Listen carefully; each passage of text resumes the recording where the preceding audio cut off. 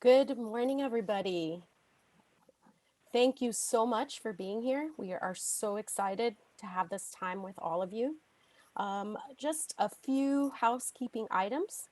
First off, this webinar is being recorded and we will share the recording in an email next week and we will have it available online.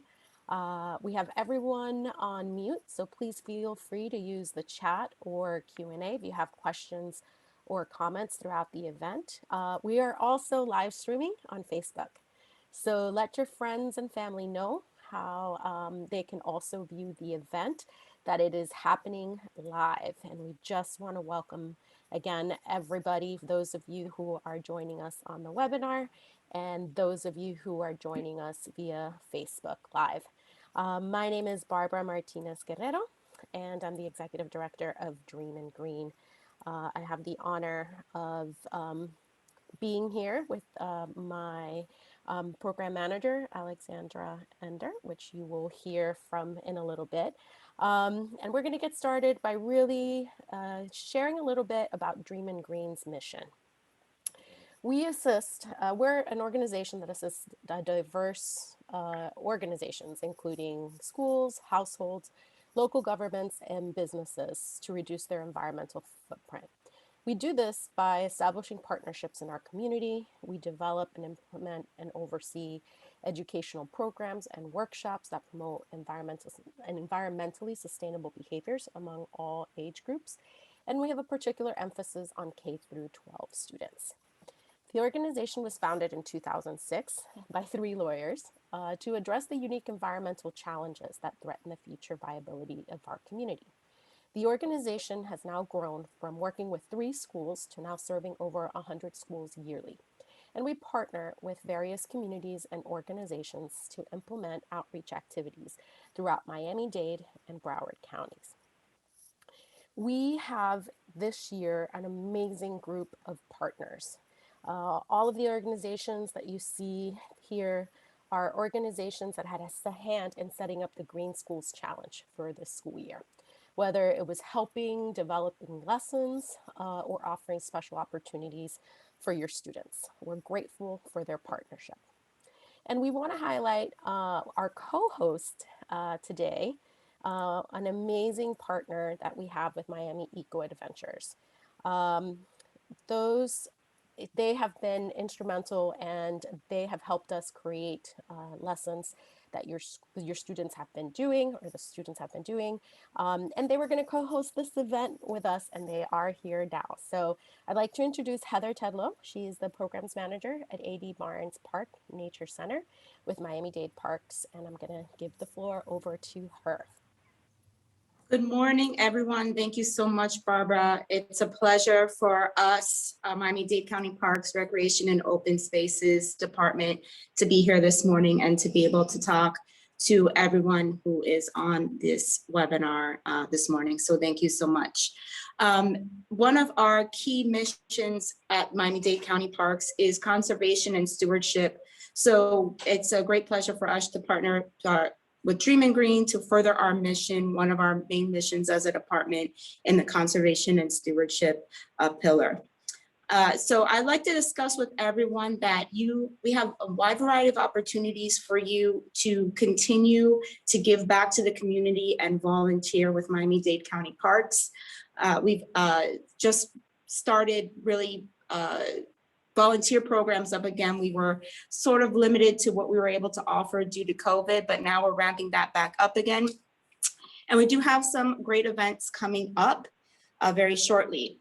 Next weekend on April 17th, we have our Youth Service Earth Fest event that's celebrating both Earth Month and youth volunteerism. We have 3 locations where that is happening. We have opportunities at Crandon Park, opportunities at Costello Hammock Park, and opportunities at the UF IFAS Extension Office. And you can sign up for this event at our park link, which is miamidadeparks.com. All of our volunteer events are listed there under volunteer. We also have Eco Action Days that happen every single month at one of our 5 nature centers throughout the county. We have Eco Action Days that happen on Saturdays, at Bill Sadowski Park, Crandon Park, Arch Creek Park, and A.D. Barnes Park, and we have an opportunity on Sunday down south in Homestead at Costello Hammock Park. You can register for all those events on our Park Link site as well, which again is miami-dadeparks.com. And there is a volunteer tab. You click on that tab and all of our volunteer events will be there, whether it's an Eco Action Day, one of our signature service events, like Youth Service Earth Fest. So check it out. We have volunteer opportunities all year long, and we really want you guys to come out and engage with us and participate with us in one of our events. Just as you guys participated in the Green School Challenge, again, I mentioned that Miami-Dade Parks has a pillar of conservation and stewardship, and we go throughout our department as a part of my unit, and we do presentations to other divisions within our department. And one of the divisions that we work with this year is our TRI unit, which is Therapeutic Recreation and Inclusion. And they actually put together some fabulous projects this year to highlight their green initiatives. And I'm preparing to share my screen so we can highlight some of the great projects that our TRI division worked on this year. So give me one moment while I share my screen. Where is it?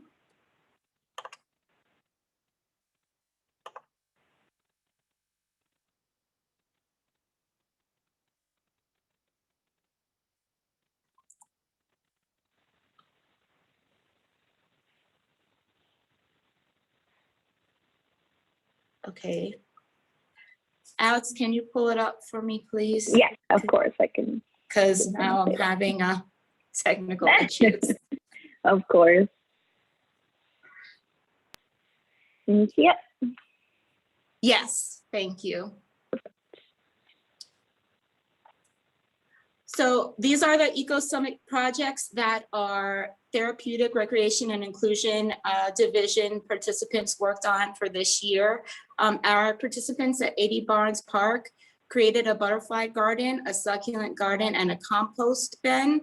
And they used a lot of repurposed materials in order to create this garden. As you can see, they used tires as planters, mulch from some of our neighboring parks to help mulch the area, compost, and they really wanted to attract pollinators into their area. So this is their project at A.D. Barnes Park. We can go on to the next slide. There's some more pictures of them working on their garden. Next slide.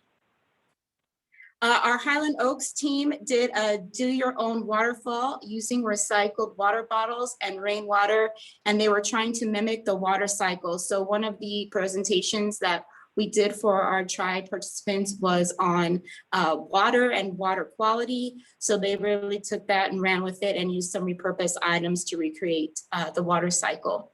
Next. Our team at Camp Matacumbe created a compost pile in their area as well, and they repurposed water bottles into flower pots to create a garden with compost, and they repurposed some water bottles. Tamiami Park did two events. First thing that they did was they created an eco-awareness banner made from recyclable materials that otherwise would have been thrown away in landfills. The manatee and the trunk of the tree were painted by one of their participants, and the banner depicts different ecosystems and animals that can be found in Miami, such as turtles and manatees.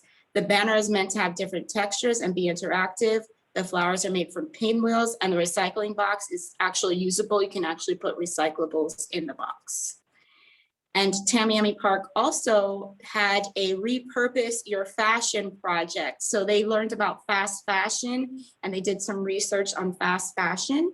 And then they repurposed some shirts into purses, as you can see here, some clothes into purses. And they also had a fashion show with some repurposed clothing items as well, which is depicted on the next slide. So they modeled, they repurposed some clothes, so that it was an excellent job. So really, that's what our teams have been working on. They could see our participants are very passionate about the mission of Dream and Green and the mission of conservation and stewardship. And we were proud to have our tri-team participate in the Eco Summit this year. And I'm sure they will be participating again next year. If you have any questions on volunteer opportunities or getting engaged with Miami-Dade County Parks, you can contact me at my email address. My email is Heather, HEATHER .Tedlow, TEDLOW @miamidade.gov. I'll be more than happy to answer any questions, and please use me as a resource to help you with whatever you need. Thank you. Thank you so much, Heather. And we'll definitely be sharing her contact information and some resources that she mentioned in an email afterwards with all of you.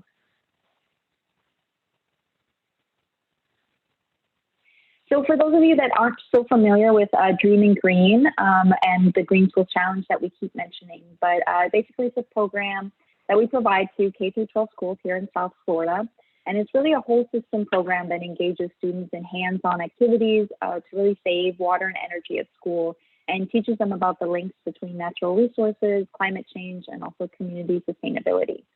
The Green Schools Challenge is a year-long program running from September to May. We start out the program in the beginning of the school year with a professional development training where we go over the program benefits and how to implement that. After the training, the teachers are equipped with the knowledge and tools, so they return to the schools to focus on the 3 pillars that you see in green there, where they start with creating a green team and pledge. And so if you joined us right at 10:30, you saw some pictures that we're going through. Those are some of the examples of the green pledges that we received this year. And luckily, a lot of schools got creative despite being virtual. So then throughout the year, we do cover 6 sustainability topics every year, and those include energy efficiency, water conservation, waste reduction, alternative transportation, green living, and food security. Teachers submit documentation for lessons that they completed, and they earn points. And so at the end of the year, we do have an award ceremony where we highlight those winners. And so we're excited for everybody to attend this Eco Summit, which we always take place in April to kind of coincide with Earth Month.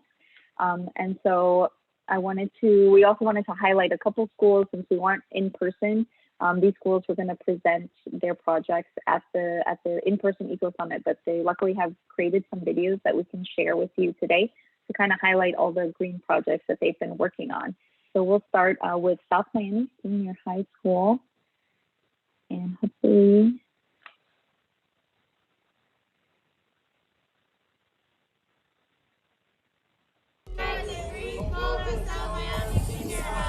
our project to make a street garden pollinator oasis. By attracting more pollinators, we help to promote pollination for flowers and vegetables. We are creating an environment that increases genetic diversity. It makes our school beautiful with colors and animals buzzing around. And they say if we'll only avoid any confrontation with the enemy, he'll forget his evil ways and learn to love us. All who oppose, all who oppose,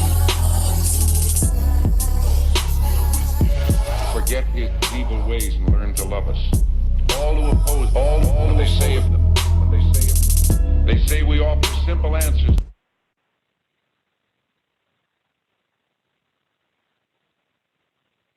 great. And so the next school that we want to highlight is Miami Sunset Senior High School.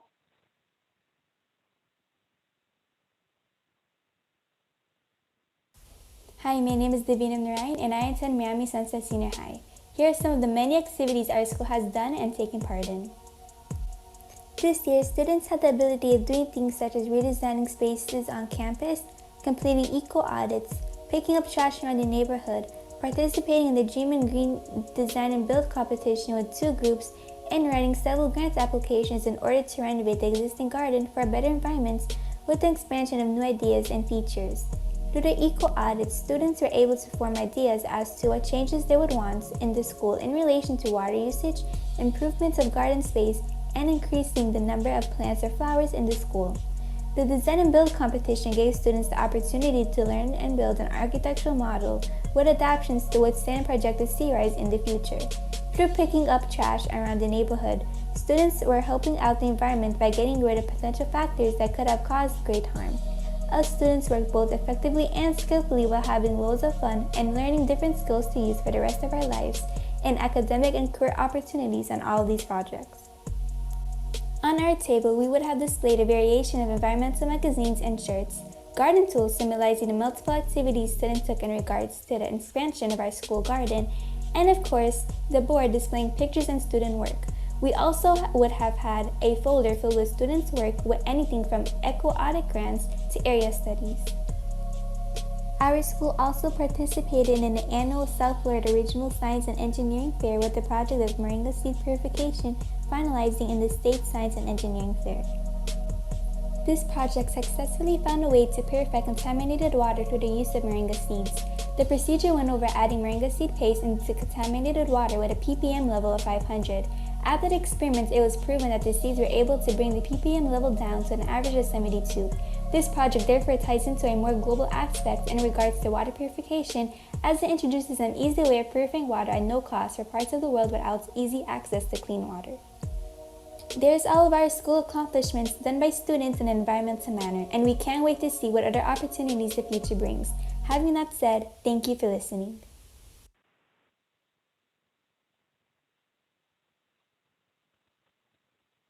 And then the final school that we'd like to highlight is G. Holmes Braddock Senior High School.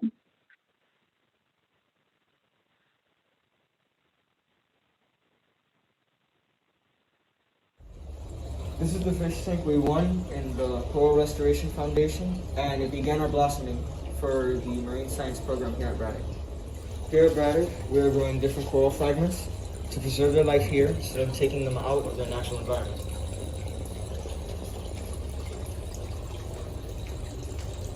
Here we also have different species of fish, including cleaning wrasses and sea urchins to clean the tank and keep the rocks clean, so that the other organisms in the tank can live happily and healthy.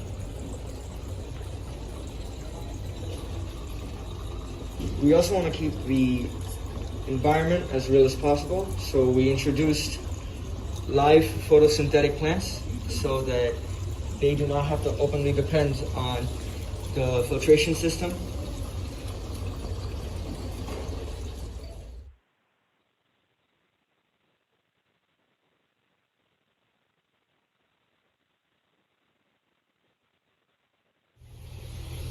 Welcome to the aquaculture program at Braddock Senior High. This program was started in order to promote the breeding of ornamental fish, and this is done to alleviate the pressure of the wild fish and to stop people from depleting the ocean's natural resources. Now these clownfish are paired, male-female, and are ready for breeding. This, of course, done over time, over the course of months. Here we find the product of our labor, the babies. These clownfish are in the process of reaching adulthood, and they, of course, will be shifted, separated, paired, put in separate tanks, and they too will breed. Okay.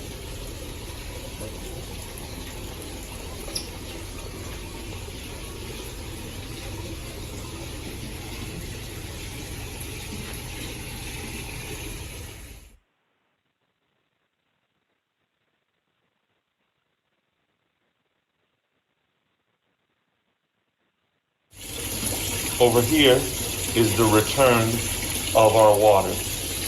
The water overflows from each tank through those outlets, goes to a common pipe, and returns here to the sump. In the sump, the water is filtered. Our main means of filtration is biological filtration.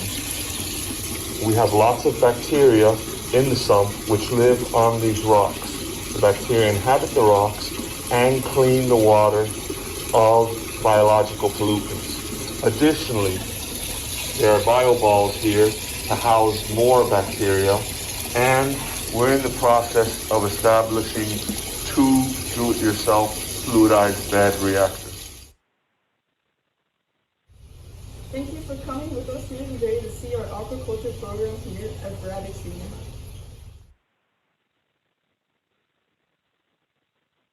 Great. So as you can see, some of the schools have been doing amazing work, different at each school, and that's just a taste of what they've been doing all year. So we're really proud of them, and thank you for sharing. So we'd now like to present another community partner that we're working with, which is the Frost Science Museum located in downtown Miami. And they're going to share a little bit about other volunteer opportunities that they have.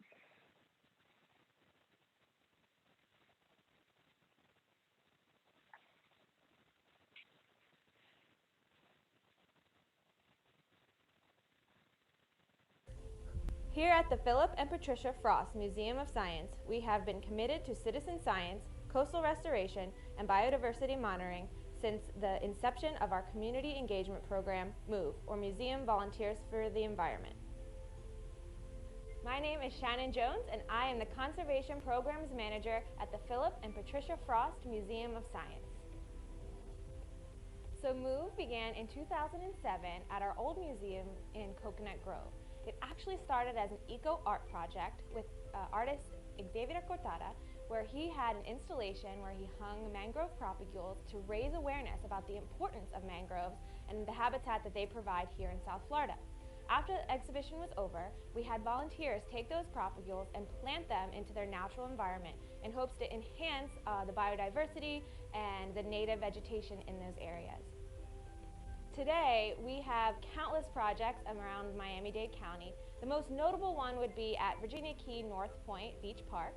We partnered with the City of Miami and Miami-Dade County in 2014 to remove large-scale exotic and invasive vegetation and then sediment and fill that was not naturally found in that area to plant a lot of native and important vegetation on that beach dune area and coastal hammock. At a typical MOVE event, you'll come to the restoration site where you'll learn all about the history of the area, and then you'll get to work. We're removing exotic or invasive vegetation, planting native important species in the area, and of course, removing marine debris from our coastal habitats. Coastal restoration is important for a variety of reasons. Wildlife biodiversity, native habitat, coastal protection, preventing against erosion are few of the reasons why it's important to have this activity to keep Miami safe and the biodiversity thriving. South Florida ecosystems are all connected, from the mangroves to the dunes to the coral reefs. Coral reefs are our first line of defense. When hurricanes and storm surge is coming, they stop 97% of wave energy. This wave energy has to go through seagrasses, and then lastly, it hits our dune and coastal living shorelines. When we have healthy, thriving ecosystems, they provide adequate protection to help save Miami in these storm events. Community involvement in projects like these are so important because without the community learning to love nature and getting their hands dirty, not as many people can advocate for these important ecosystems. There are many ways to get involved with habitat enhancement projects like MOVE. Go to frostscience.org/move to learn more about our program and upcoming events.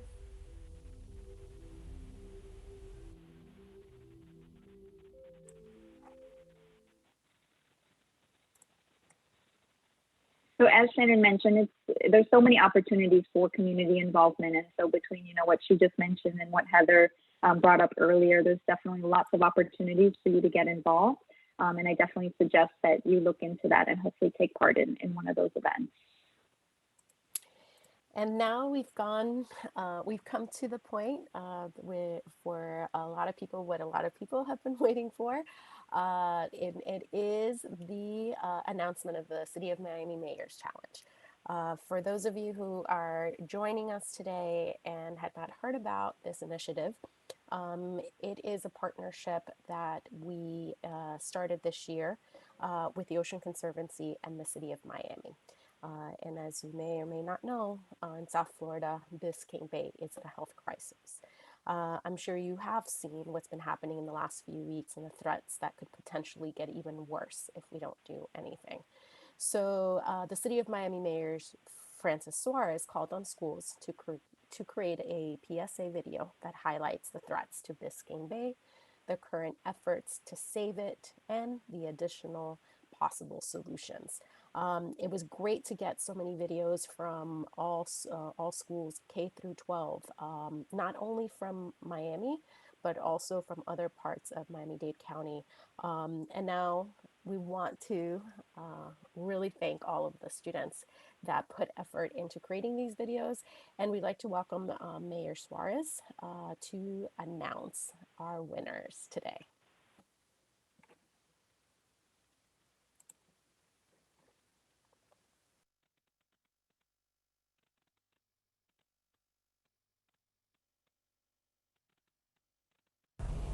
All Floridians rely on clean, fresh water along with healthy oceans and coastal environments to both live and play. That's why I called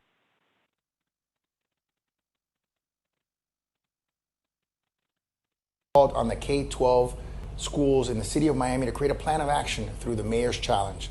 We asked schools to submit a public service announcement on how to tackle one of the water quality issues we face right here in Biscayne Bay.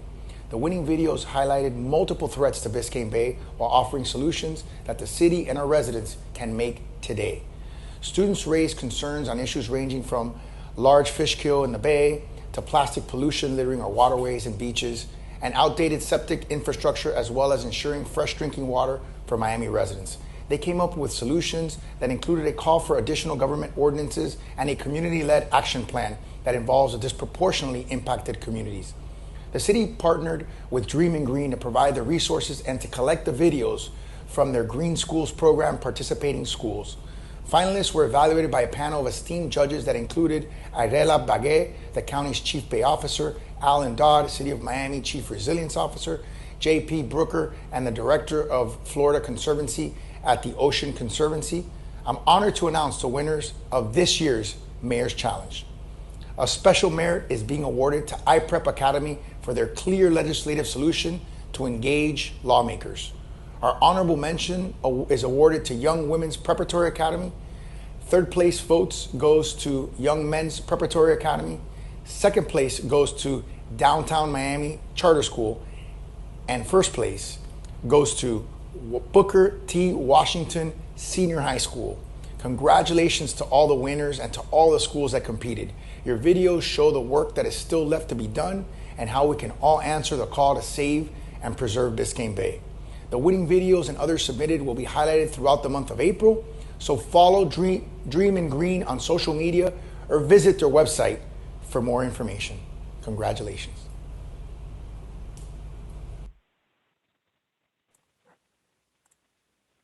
So congratulations to all the winners. And thank you so much for everybody that submitted a video. Like Mayor Suarez mentioned, we will be highlighting those videos throughout the month of April to celebrate. But just to give you guys a taste, we're going to show a couple of the winning videos. So we'll start with third place. And as he had mentioned, that was Young Men's Preparatory Academy. So enjoy the third place winner.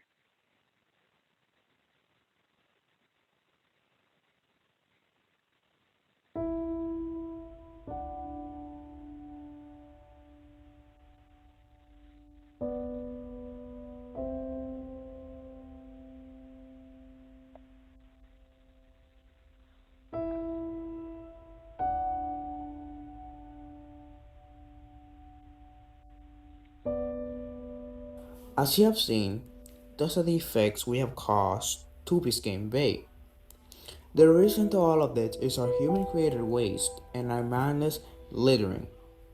As you may know, plastic can last up to 1,000 years because most bacteria cannot break them down. And it's nearly impossible to decompose PET plastic, although UV light from the sun can break them down. But it takes a very long time. This causes the killing of seagrass and coral, which drive off aquatic life. Why is water quality important?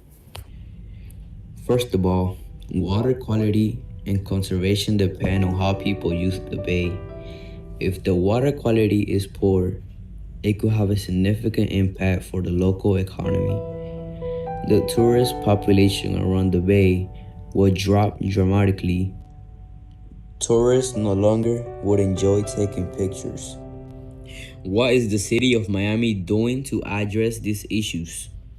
According to MiamiGov.com, the city of Miami is addressing this issue by using boats to pick up dead fish and deploying other boats, also known as the Scavenger 2000. As a matter of fact, this is really helpful because removing the dead fish will help reduce the number of oxygen-depleting bacteria affecting the bay, and they also are providing a few systems for the fish to get them through the night. What are actions schools can propose to tackle one of these issues and promote water conservation? What can be done? Some actions that schools could propose to tackle one of these issues and encourage water conservation is by creating a water conservation club that could propose a better environment to the ecosystem.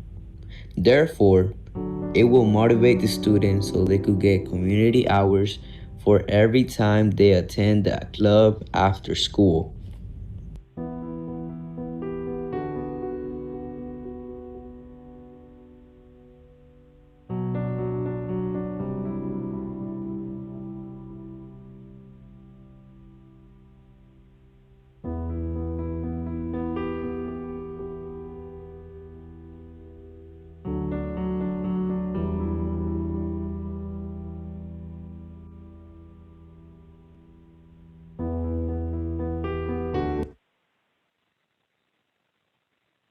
Congratulations again to Young Men's Prep Academy.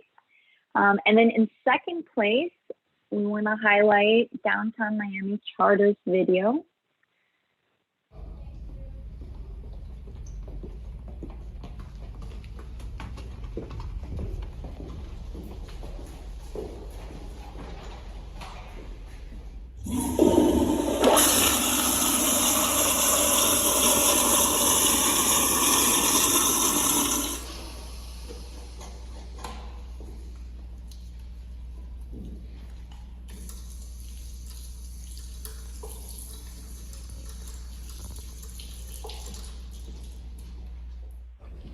And the septic tanks under the ground are big containers. So then the big container has all the waste when you flush the toilet. Then all the waste goes in the sea. And that's how it's getting the pollution to Biscayne Bay. Know that Miami has water underground? Well, that water goes into Biscayne Bay. Do you know what goes in Biscayne Bay? Poop. Do you know that lots of fish are dying in Biscayne Bay?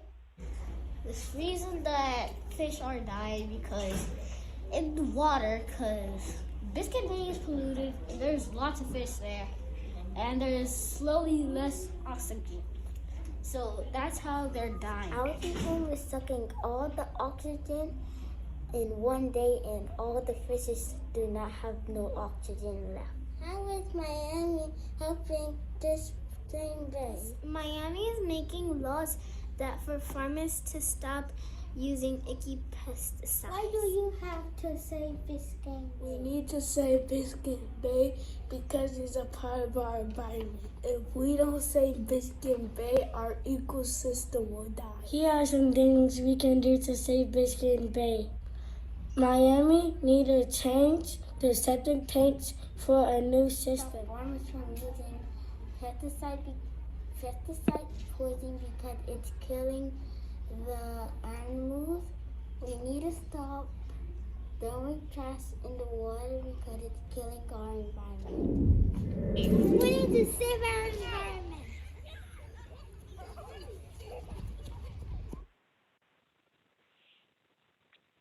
Congratulations to Downtown Charter School. And then first place, we have Booker T. Washington Senior High School. So congratulations again to our winner. Plastic pollution is very harmful to everything around us. It is especially affecting the Bay Area in South Florida. When you think about it, it's all due to people. People are the reason plastic pollution is killing our marine animals and much more. There is still time to turn this around. We have the power to create a positive change where it matters, in our home. According to National Geographic, more than 40% of plastic is used only once before it is thrown away. In fact, half of all plastics ever manufactured have been made in the last 15 years, meaning these plastics will take a long time to decompose, so they will release toxins into our soil and water. That's when the real harm begins, since the plastic often breaks down into smaller particles called microplastics. These microplastics can later be ingested by both animals and people, something we should all want to avoid. Every year, about 8 million tons of plastic waters enter the ocean from coastal nations. That equals to 5 garbage bags full of trash on every foot of coastlines around the world. Plastic often contains strange substances, making them stronger, more flexible, and durable. Many of these additive can extend the life of products if they become litter. Production of plastic has increased exponentially from 2.3 million tons in 1950 to 448 million tons by 2015. Are both key facts about plastic pollution. It is expected that production will double by 2050, and we need to work on decreasing plastic waste. To avoid this from happening, the production doubling will worsen this dire situation. However, Miami-Dade has been working diligently to diminish plastic pollution as well. For example, they have advised its residents to avoid using plastic straws. Instead, they have recommended reusable straws made out of cardboard or silicone. They have added more recycling bins around the county to encourage people to increase their recycling habits as well. There's no doubt that the passage of the rules is definitely a great step into battling plastic pollution. But there's more we can do. We are Booker T. Washington Senior High School, and we believe we found a solution that could help tackle this terrible issue. We propose we create an organization named Tornado Recycling Unit. This organization will provide community service hours to its MDCPS students, meaning all the students from the district will be welcome. As for the management of the program, the students at Booker T. Washington can overlook the process. Being that it is a community program, it can also be added in resumes and college applications to further the dreams of students at MDCPS. In true, we will discuss and provide resources on why certain behaviors such as single-use plastics are harmful for the environment and the Bay Area. Through this program, we can help the homeless by creating a homeless fund. We would encourage people to come to our school to support our mission and bring their recycled products where we can turn it from money and add it to our homeless fund.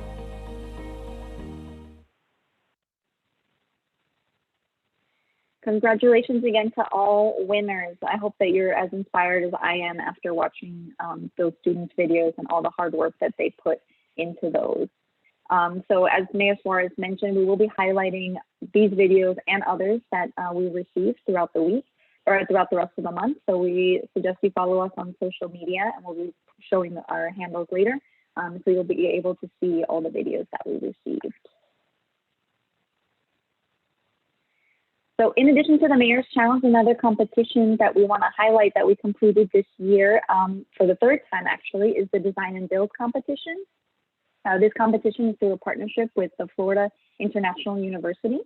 For this competition, we connected local high school teams with graduate students from FIU's College of Architecture. Together, the team reimagined an area in Miami to adapt to climate change threats, including sea level rise. This year, they used Vizcaya's Museum and Gardens barge as a case study, and then designed a model for a house and its surrounding landscape developed on or near Biscayne Bay to include coastal adaptations to withstand projected sea level rise in the year 2030. High school teams then created a 3D model and presented their models to a panel of judges in February. Judges included local architects and urban planners. And then we would like to once again highlight the winners that you can see here on the screen. So first place was Coral Reef Senior High School, whose design you can see here. Second place was G. Holmes Braddock Senior High School. Third was awarded to Robert Morgan Educational Center. And finally, an honorable mention to Carrollton School of Sacred Heart. So we'd love to be able to share some of the designs that they did. So I have a few videos of their models that they put together that we'll share. So we'll start with Robert Morgan Educational Center, and it's a video of the 3D model that they created, and they'll explain their coastal adaptations that Hello, they today created. we will be presenting our model on this year's challenge, Building on the Shores. This model was based on Vizcaya's hurricane prevention measures and the current rise in sea level. We decided to build our single-family estate in the Gables Estate, which is a coastal suburban neighborhood along the shores of Biscayne Bay, created by Arthur Vinning Davis in the 1960s. The Gables Estate is a pretty wealthy neighborhood with many sea canals going through and which all lead to the ocean. The house is designed to be elevated by Solidia cement stilts, which are more eco-friendly than regular cement since they reduce CO2 emissions and were invented by Soliditech about 2 years ago. These stilts will be installed below the surface about 30 to 35 feet below to secure them in place, and then will be capped off by a row of cement on top of it, and then pillars of 15 to 20 feet will be placed on top of it where the house will go. This design was made to let air and water through while at the same time putting the house above sea level, so in case of any flooding and hurricanes. The house construction is composed in a circular shape which prevents the wind pressure from building up and instead disperses it, preventing structural failure during high winds such as hurricanes.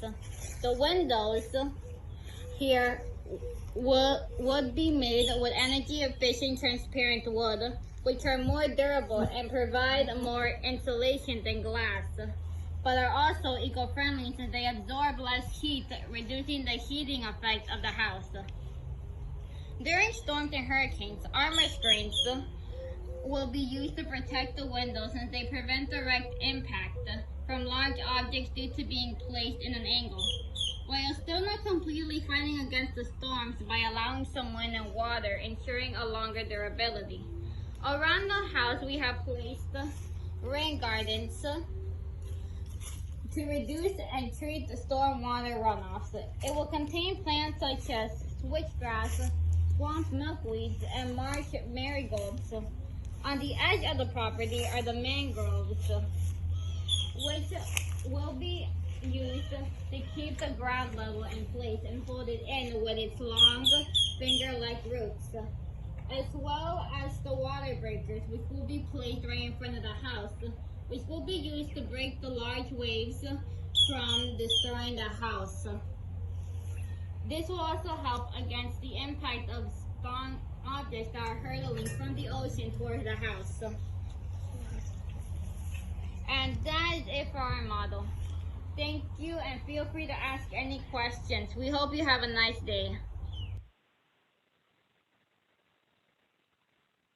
So you can see that the student teams thought a lot about different climate change adaptations. She had mentioned, sea level rise and wind, and they're using, natural habitats and natural plants. And you'll see now with Carrollton that all the models are very different, and they had different ideas and adaptations in mind.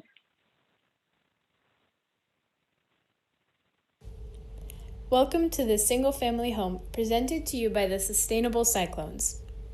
Located in the Gables Estates neighborhood, this property includes an aerodynamic shape and several other features to combat future climate change threats to the building. Entering the property, you can see a permeable pavement system. This driveway design is ideal for flood control as the interlocking brick pavers let water pass through. The NOAA projects that the sea levels will rise in this neighborhood by 5 feet in 50 years. Therefore, to protect the home from damage, it has been elevated using the sand and dirt removed when constructing the pool. Moving on to the deck, its durability is due to the composite decking material. Known as Trex Construction, this recycled plastic is made from reclaimed wood and recycled plastic film. Its purposes include prevention from rotting, staining, and cracking.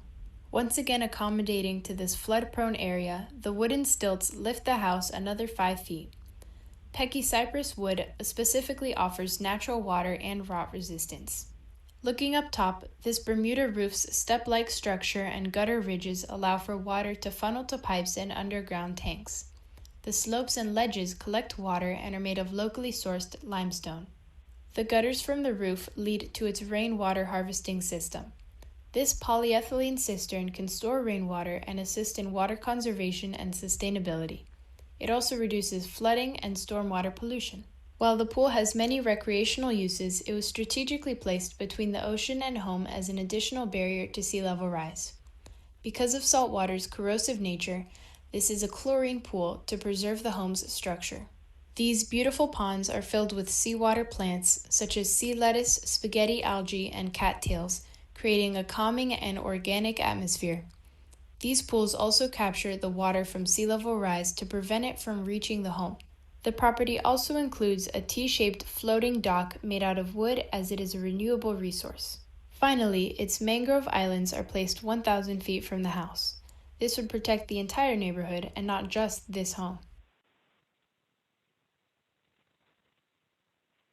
Right. Thank you, Carrollton, and congratulations again to all the winners. And if you're a high school out there, we definitely recommend to be involved next year. We will be hosting the competition again. Now we'd like to highlight another one of our partners, a partnership that we introduced this year with Live Arts Miami from Miami-Dade College.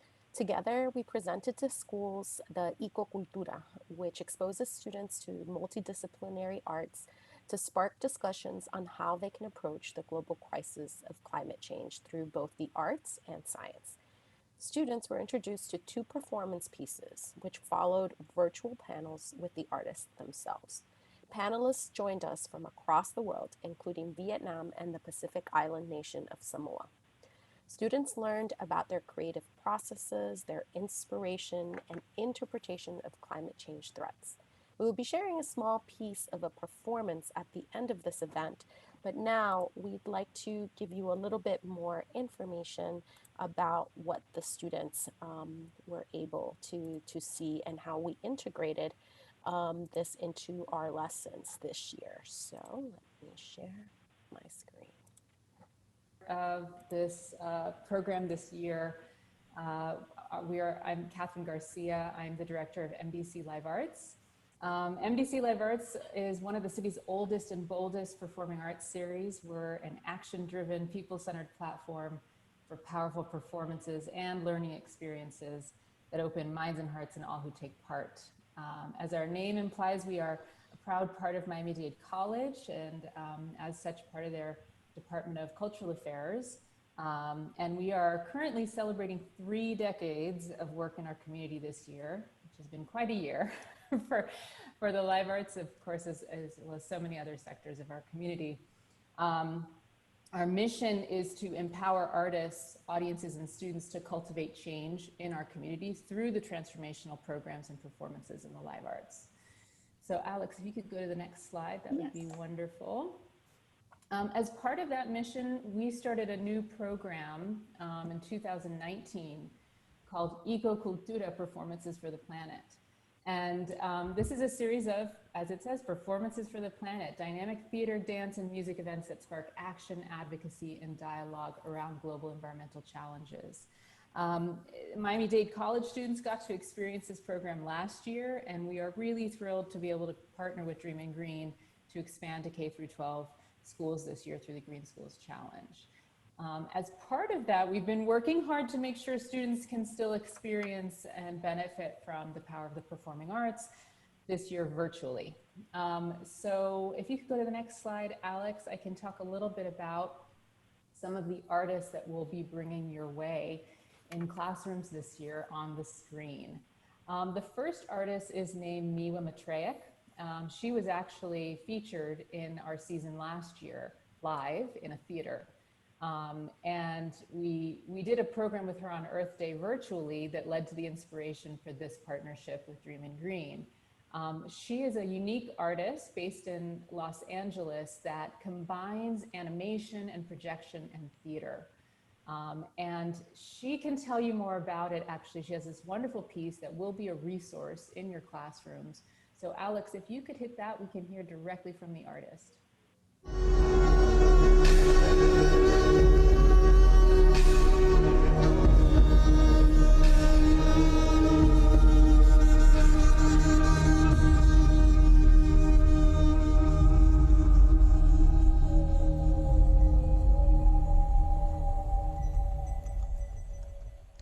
Hi, I'm Miwa Matreyek, and I'm an animator, designer, and performer based in Los Angeles. I make multimedia shows that combine animation and theater. I project the animations that I make onto a screen from 2 projectors, from the front and from the back, and I create a shadow with my body to tell dreamlike stories about the world. With the 2 layers of projection, I can create complex illusions of an immersive world that my body is a part of. My newest piece is called Infinitely Yours. This piece is about climate change, the human impact on the earth, and my own climate grief that I was processing. I chose the title Infinitely Yours while thinking about how long plastic takes to break down. I was also thinking about how all the life here on Earth is made out of recycled materials. The stuff that make up our bodies used to be part of the food that we eat, whether it be animal or plant, which in turn was part of animal, plant, or earth.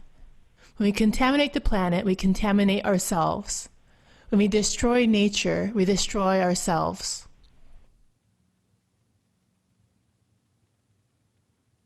The inspiration for creating this piece came from news items that I was reading, listening to, and watching over the last 4 to 5 years that were growing more and more alarming about unprecedented wildfires, floods, destructive storms, sea level rise, droughts, famines, pollution, and contamination,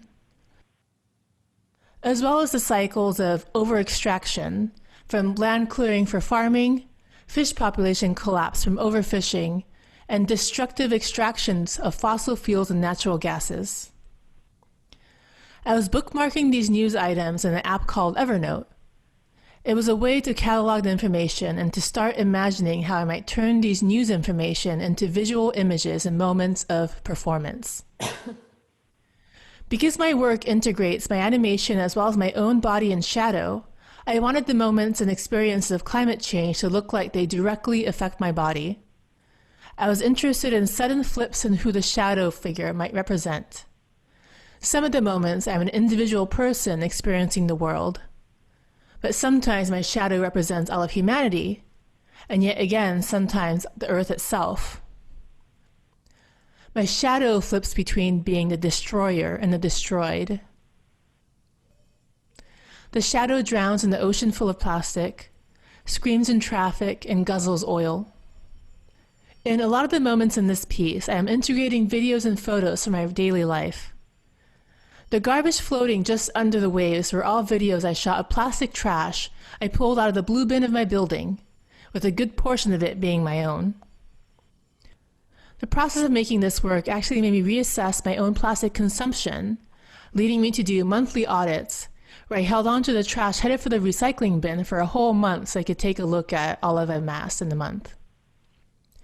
This helped me assess where I can make different shopping choices, what I can reuse, and research further into what I can actually recycle in my area. I wanted this piece through live performance to give a nightmarish, visceral way to communicate ideas to the audience. For example, there is the statistic that the average American creates 4.4 pounds of trash a day. What does it mean when you multiply that by a week, a month, a year, or a lifetime, or a whole household?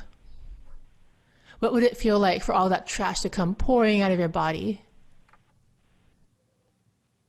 It has been interesting that as I show this work, there are scenes that continue to feel relevant with unfolding world events.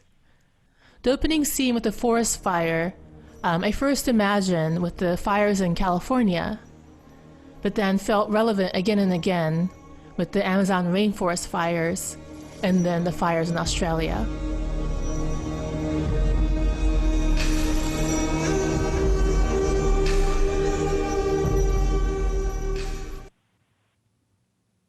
All right, thank you so much, Alex, for playing that. This is a truly amazing piece of work, as you might be able to tell from this small clip, that is going to be available in classrooms. So the structure of how this will work, in MIWA's case, we will have, of course, this 5-minute video available for your classrooms with a link that you can share with your students. The performance Infinitely Yours is about 25 minutes long, and it will be available through a private link for about a week in November that you can assign out to your students. Following that, we're going to have a climate chat with MIWA, a live climate chat with MIWA and some climate activists to discuss the issues in the show. And what it does so beautifully is that it goes straight to the gut on all of these issues that we experience in the news, as she was discussing, and really goes to the heart of how we deal with this emotionally. And this piece is a wonderful opportunity for students to process some of the climate anxiety and grief that we all are experiencing. So that climate chat will take place. We'll have about 2 or 3 different options, dates and times to choose from for students to engage with that climate chat. And then we'll have an optional workshop with MIWA to do a found art workshop with students. That'll be limited, so first come, first serve.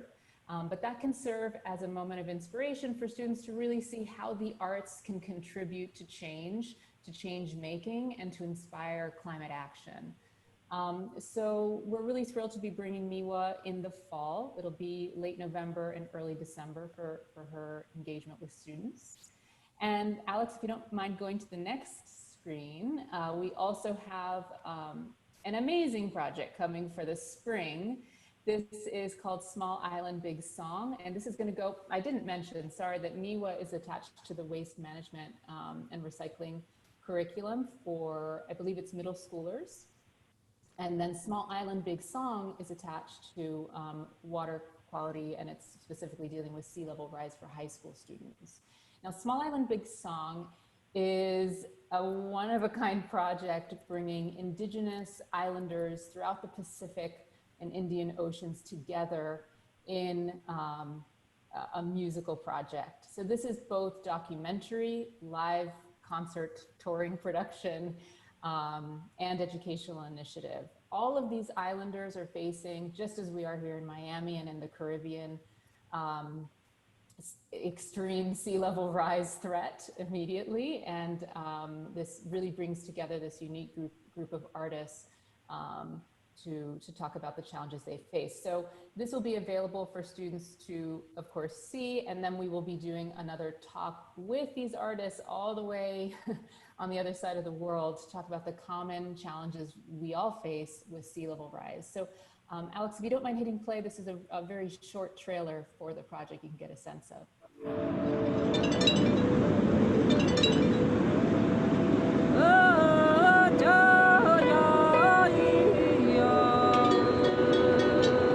Ayaw no mulfut tabi saan.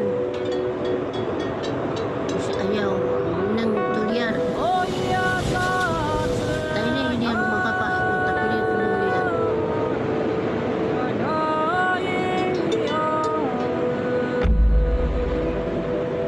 Wala kurung kami. Kami akan balik.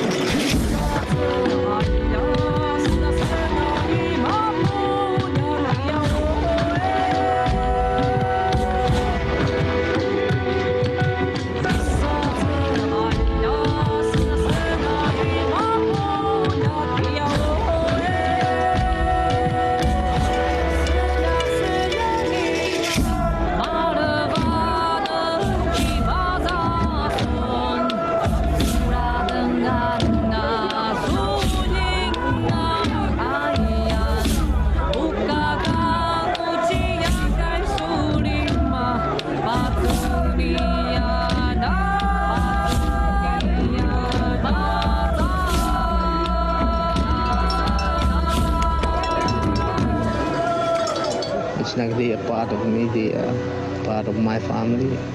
I think of the 5,000 years, the first time the descendants of one DNA come together and produce something that is amazing.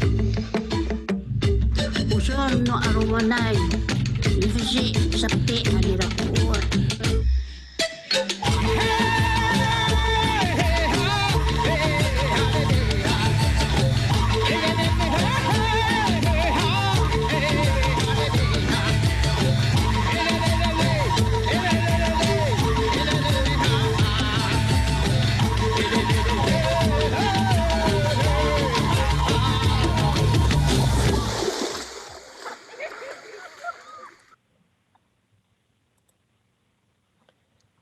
So thank you again to Live Arts Miami.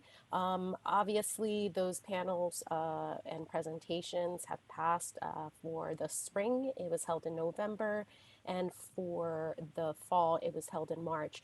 We do have the videos of those panels that you can check out in our YouTube channel that we'll share with everybody. And so please check out the conversations that we had with those artists. We also partnered with the Clio Institute to have also a couple of their Gen Clio speakers, and they had the House on Fire podcast speakers asking some questions, and students were able to ask those questions. If you'd like to view any of those, as I mentioned, please check out our YouTube video, and we will be more than happy to share any additional resources with you about those performances and the tie-in to the Green Schools Challenge. Yeah, and just to reiterate what Barbara's saying, I definitely recommend, at least viewing the Small Island Big Song. I think it was an amazing opportunity to join, artists from, Pacific nations and to hear their insight on climate change. They're living on these small islands, they can't go anywhere, but sea level rise is, a daily threat to them. So I would definitely recommend taking a look at that. So upcoming opportunities. So, the school year is almost over, but there's still plenty of opportunities for students and the community to get involved when it comes to the environment and sustainability. For example, the Earth Week Challenge is beginning really soon, I think less than 2 weeks. So we recommend that you take part in this to kind of take a pledge to make a small change every day during the week that has a positive impact on the environment. For example, going meatless on Mondays or shopping green on Saturday. The website is there for you to take a look at and take part in all those 7-day challenges that she has. The next opportunity is the City Nature Challenge, which is happening at the end of this month. This is an international event where people go out into nature to document wildlife in their cities through an app on your phone. It's called iNaturalist. Their website is also there, so I recommend you check that out and see how you can get involved.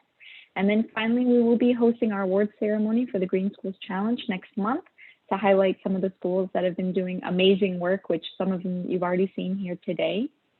The date and location of that is to be determined, so we will follow up with schools on that. So in addition to the opportunities I just mentioned, we're always hosting and sharing other ones. So I recommend that you follow us on social media to be in the loop and learn more about Dreaming Green and how to sign up for next year's Green Schools Challenge as well.